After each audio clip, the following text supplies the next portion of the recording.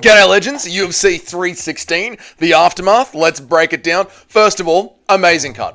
Just straight away, amazing card. Well done to the UFC. Now, I don't know if the UFC did this on purpose. I don't know if it was just, I don't know what happened here, but leading into UFC 316, looking at it 2 or 3 weeks ago on paper, I was not that excited for UFC 316. I have to say, I made a video saying that I thought it was going to be a trash card. And then something happened this week where the low effort that is the UFC promoting a pay-per-view actually somehow took effect and worked on me. Going into the start of the week, I started to feel a little bit of excitement for it. Listening to all the hardcore MMA fans out there talk about how if you don't know Patchy Mix, you don't know how really good he is. And I'm sitting there going, I think you don't know how good Mario Batista actually is, to be honest, mate. And then I'm starting to get a little bit intrigued for that fight, right? Salty Joe Pyfer at the pre-fight fest press day actually gets me a little bit more intrigued with it. Sean O'Malley doing all this work. And I go into UFC 316 and I'm like, I'm amped. I'm here. I'm ready for this. And then the card kicks off. It's all phenomenally fun fights. Finishes in the main event and co-main event. The women's co-main event didn't drag like we've seen so many times before. There were no real shit fights on this. What more could you ask for? We had history in there as well. 9.5 out of 10. Has to be 9.5 out of 10 because there were historical moments that happened on this card as well. Number one being Merab Dvalishvili absolutely just solidifies himself as the bantamweight GOAT. The absolute bantamweight GOAT. There is no more argument about whether or not it's Dominic Cruz and Merab Dvalishvili. It is Merab, and it's very hard for me to have these GOAT conversations in my stream because for some reason, I think it's because I'm an old man, but in my stream, I've got old heads in there. I've got guys that watch Pride back in the day, I've got guys that watch WEC back in the day. My stream has got a lot of old heads in there, and I know that when they're agreeing, when they're onto something, and we're all just vibing and we're in agreement, you're making history. Merab Dvalishvili is the bantamweight GOAT, solidified at UFC 316 in the main event, where in the second round, he outstrikes Sean O'Malley. He outstrikes Sean O'Malley in the second round, yeah? Even with all the build-up and all the press clippings and all the promos, everything is about Sean O'Malley. Merab goes in there and he outstrikes and he lands the heavier, better shots on Sean O'Malley. And the UFC are trying to rob Merab because on the judges' scorecards, somehow they gave that second round to Sean O'Malley. Insane to me. But Merab does that, outstruck Sean O'Malley, then gets his second finish in the UFC, chokes him out. Beautiful. Beautiful stuff. Merab has leveled up to such... It's wild. It's wild to see how much he's leveled up. Now his cardio is there. Now he's become one of those wrestlers that has learnt that because I'm such a dominant wrestler and because people do not want to get caught underneath me, now the striking is open up. The Umar fight leveled up Merab Dvalishvili. Obviously Corey Sandhagen is next, but... How does Corey Sandhagen win that fight against Merab? How? When Umar is putting a pace on Corey Sandhagen. And I know that this fight was a bit of a robbery, right? So it's going to annoy you when I bring it up. But TJ Dillashaw was wrestling Sandhagen up against the cage and making it hard for Corey Sandhagen. So Corey Sandhagen stayed in that fight. But an old, bodily injured TJ Dillashaw is out grappling Corey Sandhagen in transitions. What is Merab going to do to Corey Sandhagen? Like, you tell me where you see Corey Sandhagen beating Merab. I don't know, but the fight needs to be run, so run it in 3 months' time. And here's the really, truly scary thing about Merab. He's already the bantamweight GOAT today, the moment of releasing this video. But Merab is one of those guys that likes to stay active and keep moving. He fights 3 times a year. He'd like to fight 4 times a year. You know what I'm saying? He's 34 years old. Alexander Volkanovski just proved to us that you can keep going into 35, 36 years old. Merab is looking as good as he's ever looked. We can assume we're going to see 3 or 4 more fights from Merab. Like, this dude has started a roller coaster of a train. And now it's about who is going to be that guy that's going to put together the right performance to beat him. Very cool. Very, very cool to see where we're at now. But that's not the only moment of historical significance that we saw on this card to bring it to that 9.5 out of 10 ranking that I'm giving it. Because Kayla Harrison, Amanda Nunes. Now, let's start off with who was the champ entering that fight. Juliana Pena. Pen Goat, as some people like to call her. Juliana Pena is an embarrassment to the MMA, to the UFC belt. She is. She's a true embarrassment to the UFC belt. I should immediately... If you are a young man out there If you're a young man out there and you don't know what to do for work, become a female MMA coach. Become a female MMA coach. Because in that first round, Juliana Pena looked awful at everything that she did. I'm going to stop with the joking. I'm going to stop with the goat Pena stuff. Nacho, you had good fun joking around and bantering in the build up to the fight, but it's time to get serious. Juliana Pena doesn't know how to strike, doesn't know how to grapple, doesn't know how to wrestle. She's got grit, and that's it. She's got grit and she's got heart, and that's it. Her coaches told her that the first round went perfectly. Keep pushing the striking. You're doing great. Edmund Tarverdyan, Ronda Rousey's boxing coach. Horrible. Be a female fighter's coach if you're a young man and doesn't know what to do for work. Because all you have to do is just gas them up and tell them whatever they're doing is great. You don't actually have to teach them how to throw strikes. We saw the classic Juliana Pena double strike again in this fight early in the first round. You can just tell her that she is doing great and she will give you a couple of grand every single time she fights. That's what you should do. If you don't know what to do for work, become a women's MMA coach. Embarrassing. Juliana Pena, Carla Esparza, the woman that got stripped because she didn't want to fight Cyborg. The worst 3 champions of all time in UFC history. Matt Serra, Michael Bisping afterwards. Embarrassing. Absolutely embarrassing. There's a list of the 5 worst title holders in UFC history. Juliana Pena joins that established list. Now, Kayla Harrison, though. Kayla Harrison on the opposite end, dominant. Looked absolutely dominant. Nasty Kimura that she got there towards the end. She looked dominant. She has acknowledged that the weight cut absolutely kills her, but fucking good on her for being able to cut down that weight and make it like a goddamn professional. On God, well done to her. Just a nice, good human being, family woman, trying to raise her kids now, who are her niece and nephew, trying to raise her bloody kids. It's great to see. But we saw the moment of history of Amanda Nunes coming into the cage. And unlike John Jones, who's hiding away in Thailand, or God knows where John Jones is now, I think the ending of Tough is done. I think filming Rush from Tough Season 2 is done. So God knows where John Jones is now. But unlike John Jones, ducking and weaving and think there's no chance of a Francis Ngannou fight ever happening. I'll make another video about that this week because there is. Amanda Nunes walks in there, head up, chin out, and says, yep, give her to me. I want to fight her. She looks dangerous. She looks tough, but I reckon I can outwork her in the later rounds. Give her to me. History. To see the greatest female athlete of all time go in there and ask for the new up-and-comer that looks tough, shake her hand and say, yes, I want that fight. History. That's going to be a moment you are going to remember as an MMA fan forever. And we got that on UFC 316. You know? We got 2 historical MMA moments on UFC 316. Merab Dvalishvili solidifying himself and outstriking the flashy striker Sean O'Malley and solidifying himself as the bantamweight GOAT. And we got Amanda Nunes and Kayla Harrison having that face-off. And it's an intriguing fight. It's an intriguing fight, Amanda Nunes versus Kayla Harrison. I kind of like Kayla Harrison in that fight. I like how big she is, even though Amanda was a little bit taller, but she was wearing lifts. I still like how strong Kayla Harrison is. She's very strong. I like that she's been active. I like that she has got her eyes on the goal. She knows what she wants. Amanda's been kicking back, enjoying retirement as she should. She absolutely deserves it. I'm intrigued. I make this statement to you now. Shocked. Women's MMA is so fucking back. It's back, right? We even had earlier on in the fight of the cut. We'll jump down to this and then we'll go back up to it, right? Kong Wang put on an impressive performance against Arine Lipsky de Silva, whatever her name is. Kong Wang would have slept her if de Silva had cut the weight.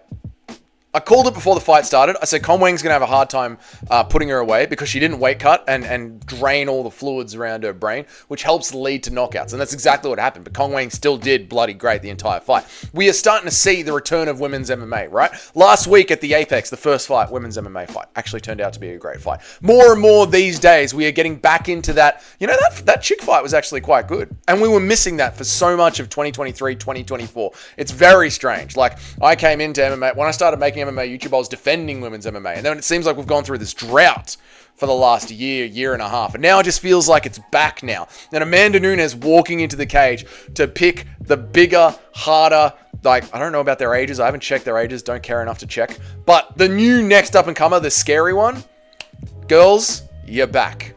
You're back in the UFC. You know, you were this close to being cut. I would have cut you. But Dana didn't cut you. And by some whim of the MMA gods, you're so bloody back, which is great to see. Next one up, right? What was the next one up? Where are we at? What are we doing next? What are we talking about next? We're talking about Joe Pyfer versus Kelvin Gastelum. Now, I want to talk about Joe Pyfer and Kelvin Gastelum and Joshua Van and Bruno Silva at the same time. And I'll tell you why. Joe Pyfer is a fighter who is learning skills and developing in front of us. So is Joshua Van. Joe Pyfer, we would be praising him if the chin of Kelvin Gastelum wasn't what it is, right? Because Joe Pyfer knocked Kelvin Gastelum down 2 or 3 times in that fight. And then as the fight went on, Kelvin Gastelum just crafty vetted, gritted himself, Vittoria'd himself slowly into that fight. Like, Kelvin Gastelum. Just Kelvin Gastelum. And by the way, the rig of Kelvin Gastelum. Beautiful. 8.5 out of 10 rig. Just, that's what a man should look like. No, but Kelvin Gastelum works his way back into the fight, right? Works his way back into the fight. And all Joe Pyfer does is he starts to throw less and less and less and less and less. Less and less and less. He just holds out his left hand and he's just looking to uncork that redhead rage, that salt mine that is his right hand.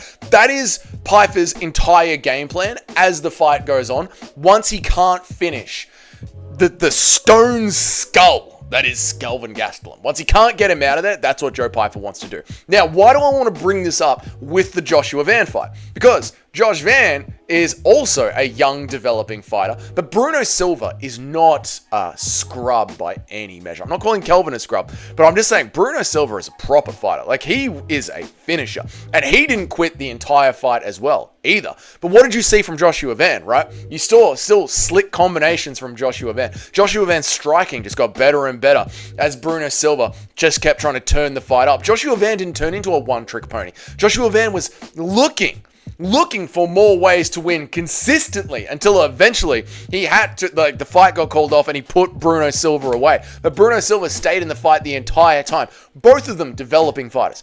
Both of them in 3-round fights. Both of them. I'm talking about Joshua Van and Joe Pyfer here. Both developing. Both in 3-round fights. Both in there against a hard bloke that isn't going away. And one of them brought a diverse level of skills and tried to keep turning it up. And the other one was reduced to just holding out his left hand and just hoping that redhead rage would put the Mexican away. And it didn't. It didn't. So, Joe Pyfer, he knows, and he said after that fight, he's salty about the way the win went. And people are trashing him like the dude is salty no matter what. And he is. But he should be unhappy with how it went. It should be unhappy with how it went, you know? It's the same thing with, like, the Jack Hermanson fight, you know? Once he can't find what he wants to find, he starts fading. So are we seeing good development from Joe Pyfer? I don't think we are. I don't think much is changing there at all. I think Joe Pyfer still has a long way to go in his fight development. Now, he might get ranked. You know? Because a lot of the middleweight rankings are shit. So he might get ranked. But you look at Joshua Van and you go, one day we're seeing him in the top 5, could win a title. We're seeing him challenge for a title. That is a sick prospect. You look at Pyfer and you go, you're going to need some helpful matchmaking, mate. You are going to need some helpful matchmaking. Moving on. Kevin Holland versus Vicente Luque. Kevin Holland is a fucking menace. He's a menace. He's the new cowboy. He's the new cowboy. He wants to fight often. He wants to talk a bit of shit. He wants to be in the fight. He wants to enjoy the fight. Just like Cowboy.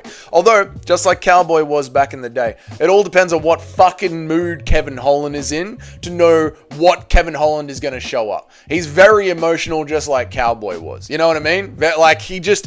And, you know, Cowboy, the fight had to be going his way, otherwise he just crumbled. Same thing with Kevin Holland. And if you are a punter, if you're a bettor, just at all times stay away from picking a Kevin Holland fight. Because it really does matter whether or not he woke up in a good mood that day. That's it.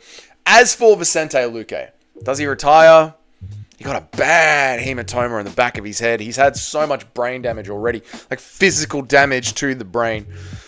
I would like to see Luque retire. I know that he's not old, right? I know he's like 33, right? He's like peaking for an MMA fighter. What is he? He's 33. He's peaking for an MMA fighter. And it's like, you can't get past Kevin Holland, but you don't know what Kevin Holland's going to rock up. Like, is it going to be the serious Kevin Holland or is it going to be make fun of Kevin Holland? This was like serious Kevin Holland. But if you're not getting through Kevin Holland at 33 after severe head trauma, can you not make money coaching? You're Vicente fucking Luque.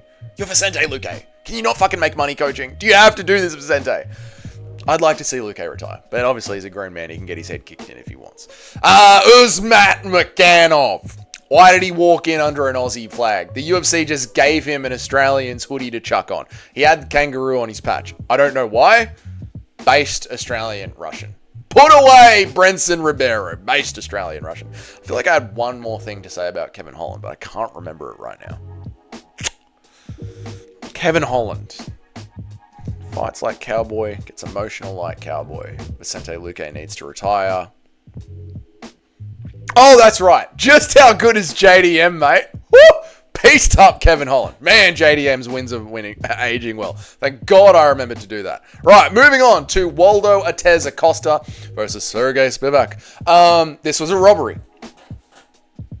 This was a robbery. On God, I stand on that. Round 1, Sergey Spivak. Round 3, Sergey Spivak. Now, I'm not that upset that it was a robbery because it was a heavyweight fight in the middle of a pay-per-view. This should have been the moment where I started wanting to, you know what I mean? You can't say it on YouTube, but I think you get what I'm doing. This is what it should have been at. But it was great fun. It was hilarious to watch. It was great fun. It was wonderful, right? There were times in the first round where Waldo Ortiz Acosta was throwing such big meaty overhooks that his gut kept moving forward and he nearly hit the canvas flat on his face because his stomach was drawing him to the ground. If anyone needs to convince Bryce Mitchell that gravity and momentum exist, show them a slowed down image of Waldo Ortiz Acosta in the first round. Big meaty hook, and his stomach just keeps moving and nearly drags him down with him. Hilarious. Then his shorts ripped. He's so fat, his shorts are ripping apart. Great stuff. When they're in the grappling positions, Waldo Ortiz Acosta is winning the grappling by shoving his fingers deep into the gloves of Sergey Spivak. He's trying to hold on to the cage as he's getting thrown down. Just cheating as much as you possibly can. You'd love to see it in 2025. On your Juliana Pena for trying to kick in Kayla Harrison's head. Didn't work. Doesn't even know the bloody rules. Horrible. Anyway, doesn't matter. Hilarious fight. Absolute robbery for Sergey Spivak. I know you're going to be like, oh, well, Waldo Ortiz Acosta, he's knocked out all the blobs. He put away Sergey Spivak. He didn't put away Sergey Spivak. Don't forget this. Next time Waldo Ortiz Acosta is fighting, one more level up the rankings, probably Pavlovich. That makes sense. Pavlovich just lost to Volkov, so Pavlovich will be down there. Probably Tybura or Pavlovich. It'll probably be Tybura or Pavlovich. Remember, he couldn't beat Sergey Spivak. Don't just look at Tapology. Look at me. Look at me. Now burn this into your memory. Waldo Ortiz Acosta lost to Sergey Spivak. It was a robbery. His gut nearly took him down itself. Okay? We're locked in? Cool. Aurelius Gustafsson versus Chaos Williams. He did what you had to do against Chaos Williams. Stop Chaos being Chaos. And that's what Gustafsson did. And he did it bloody well. And made grappling great. Made grappling fun. Oh my God, I completely forgot to talk about Patchy Mix getting fraud checked. We'll get to that. Andreas Gustafsson made grappling fun, and it was wonderful to see. That's the kind of grappling I like. When you're not just sitting there letting things happen. Now, round 1 grappling was boring as shit. Yes, it was. It was. I hear you. Round 1 was boring as shit. Round 3 was the grappling that you like to look for. The elbows. The shot, like trying to hurt him. Putting on damage. And I loved to see that. So that was great. I loved that level of grappling. Now, thank you for reminding myself, because I did Joe Pyfer and Van together. We completely skipped over Patchy Mix. Patchy Mix. I knew that this was going to happen. I knew it in my body. Listen, I don't care how many Dagestanis Patchy Mix beat over a Bellator, okay? Not just because you're born in Dagestan doesn't mean that you are the best fighter in the world. Even Dagestan shits out its own shitty prospects, and it moves them over to one, and it moves them over to Bellator. Bellator is and always was shit, and Patchy Mix was a mid fighter in a small pool, and Batista is really fucking good. Really fucking good. And yes, his last fight against Jose Aldo was horribly, horribly boring, but that is not Bautista's entire career, right? But Bautista's fight against Ricky Simone was really fucking fun. Really fucking fun. And showed great scrambling. And Batista has shown great scrambling as well.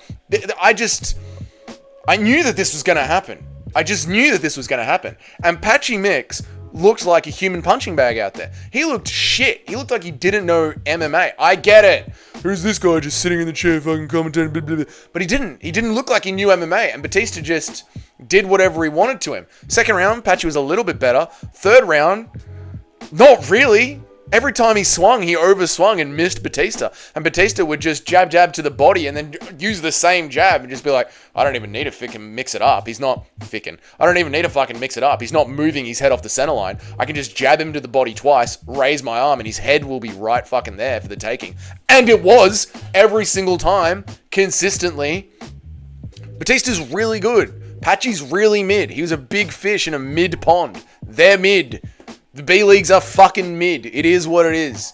Kayla Harrison, maybe Dakota Jicheva, these two are anomalies. Maybe you could say that because the UFC hasn't done its development properly in WMMA, PFL and Bellator might have two better female MMA fighters.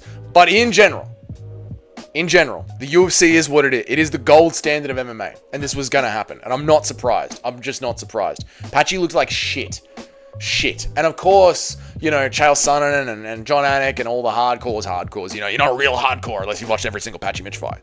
You know, you're not a real hardcore unless you appreciate look, I appreciate the outside organizations, but they're not as good as the UFC, and Batista was a real fighter. Anyway, they're all like octagon jitters. Maybe just a skill gap.